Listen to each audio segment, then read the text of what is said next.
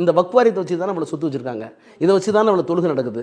இன்னும் சொல்ல போனால் நாங்கள் புதைக்கிற இடமே வக்வாடு தான். எல்லாமே எல்லா பரியல் கிரவுண்டும் இஸ்லாமியர்களுக்கான எல்லா இடுகாடும் மசூதிகளும் எல்லாம் ஒரு சென்ட்டாக இருந்தாலும் 1000 ஏக்கராக இருந்தாலும் வக்போர்டு கீழே இருக்குது. இந்த வக்போர்டுக்கு எப்படி சொத்து வந்ததுங்கிறது ஒரு பெரிய கதை.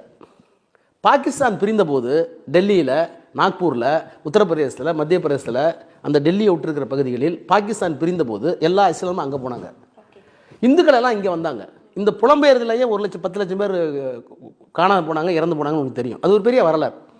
அந்த நேரத்தில் இந்தியாவினுடைய தலைநகரத்தில் டெல்லியில், கல்கட்டாவில், நாக்பூரில், உத்தரப்பிரதேசத்தில் இருந்த மிகப்பெரிய மதிப்புமிக்க சொத்துக்களை எல்லாம் இஸ்லாமியர்கள் விட்டு விட்டு போகிற போது அதற்கு பேர் எனிமீஸ் ப்ராப்பர்ட்டி, எதிராளிகளின் சொத்து. அந்த சொத்தை அவங்க என்ன பண்ணாங்கன்னா அல்லாஹ் எழுதி வச்சுட்டு போயிட்டாங்க. எந்த ஒரு சொத்தை இஸ்லாமியர்கள் அல்லாஹ் என்கிற பேரால் வாயால் சொல்லிட்டு போனாவே அது வக்ஃப் ப்ராப்பர்ட்டி. அதுக்கு நீங்கள் டீட் தர முடியாது. அதுக்கு ஆவணங்கள்லாம் இருக்காது. இதையெல்லாம் சிந்தித்து தான் ஆவணங்கள் இல்லாத சொத்துக்கள் வக்ஃப் போர்டில் இருக்குங்கிறதுக்காக தான் வக்ஃப் இன் யூசேஜ் அப்படின்னு ஒரு பிரிவு இருக்குது.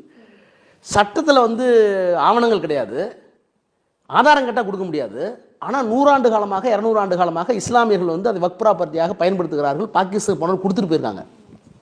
வாய்வெளியில் மரபில் இருக்குது, பொசஷனில் இருக்குது, ஆதிபத்தியத்தில் இருக்குது. அப்போது ஆவணங்கள் இல்லாவிட்டாலும் அவர்களுடைய ஆதிபத்தியத்தில் இருக்கிற சொத்துக்கள் வக்ஃபாரிய சொத்துக்கள் என்று அங்கீகரிக்கிற சட்டம் தான் 1954. இப்போ அதை எடுக்கிறாங்க. இது கோடி லட்சக்கணக்கான சொத்து இருக்குது. இப்போ எந்த சொத்துக்கள்லாம் ஆதாரம் இல்லையோ, எந்த சொத்துக்கள்லாம் டாக்குமெண்ட் இல்லையோ அதெல்லாம் வக்ஃபு இல்லைங்கிறாங்க. அப்புறம் இதுக்கு முன்னாடி வக்ஃபு சொத்தா இல்லையான்னு கண்காணிக்க வேண்டிய பொறுப்பு ஒரு தனி கமிஷனரை போட்டாங்க. அந்த சட்டத்துக்கு வக்ஃபாரிய சட்டத்துக்கு கீழே ஒரு ஆணையர் போடுவாங்க. அந்த ஆணையர் தன்னிச்சையாக நடக்கக்கூடிய ஆணையர், அரசாங்கத்துக்கு கட்டுப்பட்டவர் அல்ல. அந்த ஆணையர் இது வக்ஃப் சொத்தான்னு கண்டுபிடிச்சி இது வக்ஃப் சொல்கிறதுக்கு ஒரு அதிகாரம் கொடுத்துருந்தாங்க. இப்போ அதை கொண்டு போய் கலெக்டர்கிட்ட கொடுக்குறாங்க.